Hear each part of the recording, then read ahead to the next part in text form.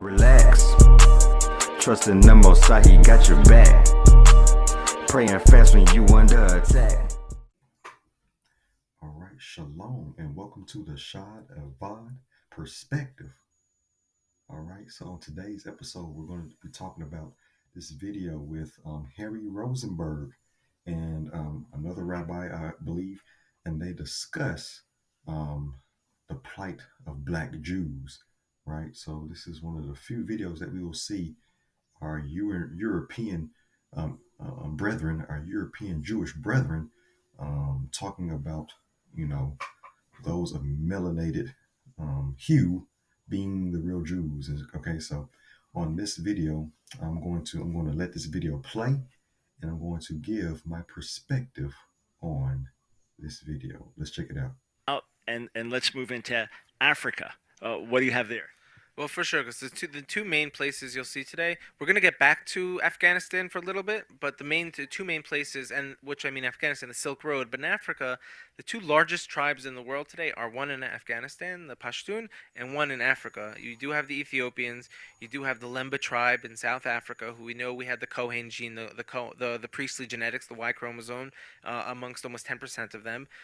We have different tribes all over, but the largest is the Igbo tribe of Nigeria, numbering 40 million people, who self-identify as being from the children of Israel. They're doing 8-day circumcision out there. They have a lot of customs, from Jewish weddings to Jewish mourning that you'll only find amongst Mosaic law, and they are going through their own political struggles right now. So, Harry Rosenberg admits that we have around 40 million Jews in Nigeria, the Igbo. All right, so there's a lot of amazing books. One by Professor Alize called Igbos, Hebrew Exiles from Israel, which talks about a lot of different facts and revelations about the Igbo in that country, so to speak. It's just good information to know. So let's keep going. Now there was a genocide on them in the 1960s. Millions of them were killed. Israel actually broke the blockade. But why the Igbo are most fascinating is because they're actually returning now to Judaism. There's, I think, 48 synagogues now in Nigeria who are from the Igbo, and that number is growing rapidly. The leader of the Free Igbo movement, if you will Google, his name is Nnamdi Mahdi. He wears a talit, a prayer shawl, to his court appearances when he goes in for treason trials. He's wearing his talit. But the Igbo made up a significant percentage of the transatlantic slave trade. So a lot of the blacks that were taken to America on the slave ships actually had Igbo blood in them, and we see now Igbo are self-identifying as from the tribes of Israel. Which is facts. So you can go to a certain database that you can look up slave names, and you can look up in the database you can put Yah, and you'll see all the different slaves that have Yah in their name, that have Hebrew names coming off of the boat, right? And this is recordation. This stuff is recorded. When you look at a lot of the early churches, you would have churches with Hebrew writing and Hebrew script and Torah scrolls and things of that nature. Even in the early church as slaves, and so just going to show that there were a lot of customs that we brought over here from the transatlantic slave trade, right? Brought a lot of customs over here from the transatlantic slave trade. Very important to know. A lot of people don't know that, and a lot of people don't even understand that even Harriet Tubman, right, who has, I think she has Igbo, she has Ashanti roots. Harriet Tubman has Ashanti roots, right, coming from the Ashanti tribe, right, and she had a Hebrew name before she was named Harriet Tubman. A lot of people don't know that either, so just a lot of good history about Black Jews that have been, that's been kind of dumbed down and it's been hidden, but it's coming to the light. Let's continue.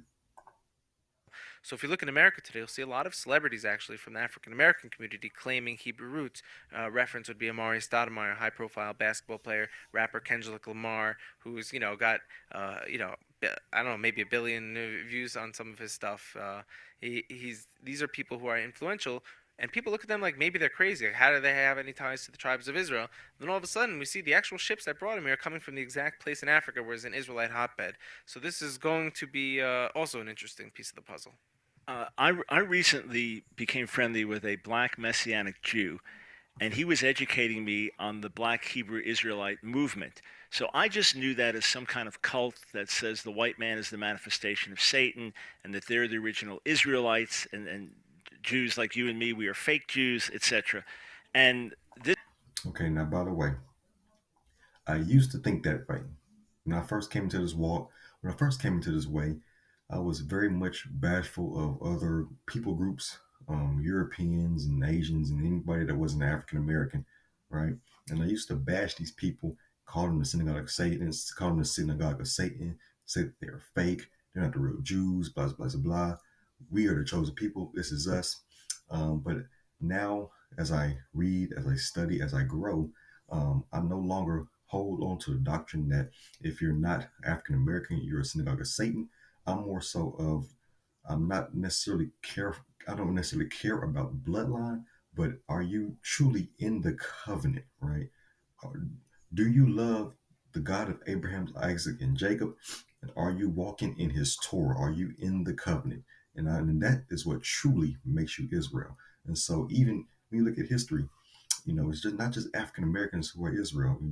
Israel is a multi-ethnic group, right? The Israelites of old, our forefathers have married so many different nations of women, right?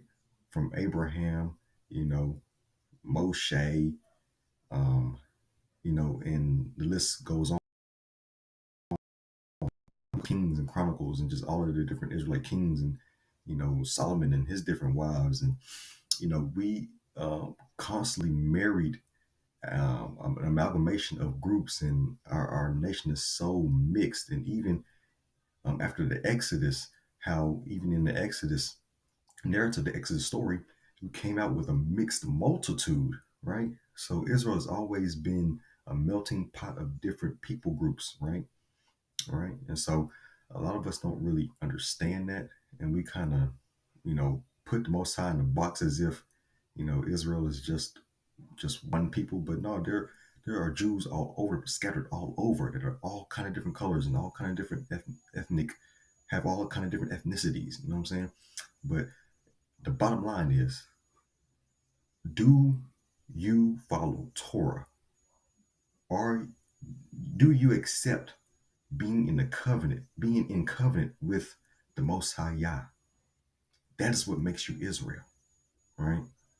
So I don't get into all that, who's Israel, who's not Israel. I'm not doing this video to bash European Jews either. I'm just shedding light on melanated Jews, right? I'm shedding light on Jews that are of African American descent, right? Afro-Latino descent, Africans, just melanated people in general. I'm shedding light on the Jews that look like me, because we don't get a lot of light in this Hebraic walk. Let's keep going. but I didn't have a lot of information or history because I'm so much outside of that community. So this fellow's historian. He's well educated in these areas, and he's going through the whole history where they came from in Africa, and identifying as Black Jews or Black Israelites. And then he said that these then began to expand it to say all blacks are the real Israelites and the whites are not. So, but it started with folks that generally had this heritage, and he'll tell me, oh yeah, this is how we pronounce this in our community. We have this tradition. So you're saying then, as far as you can tell, you can trace footsteps that can say, here's how we got from here to here, or is it simply a matter of, well, why else would people identify like this? How do you figure it out? Well, it's a little bit of both. I mean, the Igbo tribe in Africa claims to be the descendants of the Judeans who fled into Egypt at the time of Gedaliah. This was also around the time of the destruction of the temple. There was a verse, I'm not, my memory is not the best, but there's a verse that says they fled into Egypt and they stayed there, and they didn't come back to Israel. So they claim to be the travelers of those communities. Now, one of the mysteries of the tribes we're going to get into when we speak about the Silk Road right now is, are these the descendants of 100,000 Israelites, or are they the descendant of one Israelite? And the answer is almost irrelevant because there's no way to really understand or fully know that at this point in time. But let's go back to the Silk Road for a second to discuss this identity thing. And we'll go back to the African Americans because and their hate for the white people, which I had a debate with someone who hated white people. He told me my my grandparents enslaved his grandparents, and I owe him money. I told him my grandparents were farmers in Europe, so we had we had to get on the same page. But there's a lot of trauma from the transatlantic slave trade and from what happened. It's all very fresh, so we have to be very diplomatic and sensitive about them. I understand why they would hate a white man. That makes total sense to me. All right, so that was a powerful build, powerful video by Harry Rosenberg. I just thought that was really good. Wanted to share just a little bit more information just on some lies that's been told. Once again, not saying that every single last European is a fake Jew and that they're not real. I'm not gonna go there. I don't do all that kind of stuff. I just like to lay out facts and just go from there. That's all I do. All right, so I just want to go a little bit in depth on just the Khazars and just the European Judaic conversion, right? So a lot of things that people don't understand is that the mass European conversion that a lot of people don't talk about was around the 8th century. So the Khazars was a Turkish group, Germanic. It was a Germanic people that went eastward and they really grew and they built their empire, and they pretty much everywhere they went they would adopt the religion, the culture, just for a political gain, right? And so as they go eastward, they continue to jumble up different religions, and then they come up with this thing called Judaism, right? Where they pretty much they convert to being Jews. All right, so here's the Washington Post. So on the Washington Post it says ancestral mothers of large Jewish group may have been European converts. Study finds about 80% of Ashkenazi maternal ancestry comes from Europe, not the Near East.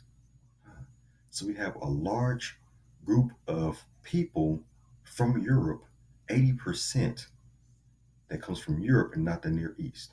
Well, we know that the Jews are from the Near East. We know that the Jews are from the land of Israel, from that in that Middle Eastern part of Africa, right?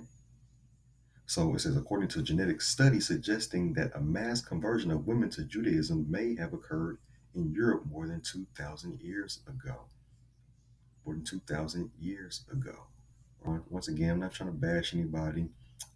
If you are of Asian descent, if you're a European, if you're African American, if you're an Indian, if you're whatever you are, you can be a Jew. I'm not calling nobody fake. The only Jews that are fake are those that are claiming to be a Jew and they are not following Torah, right? Those are fake. Whether you're black, white, whatever, that's what makes you fake. But if you decide to come into the covenant of the Most High, you decide to follow that Torah, you are Israel. You can be a part of this Hebraic family, right? You can be a part of this Hebraic family. All right, so I just wanted to shed light on that video. I just thought it was really good. Hope you guys like the content. It's been real. It's been the Shadabad perspective. Comment below some more videos that you want to see. Hit me up with some more information, some more news that you want to hear, some topics that you want me to talk about, and we will discuss. All right. So I appreciate it. Much love. Aha.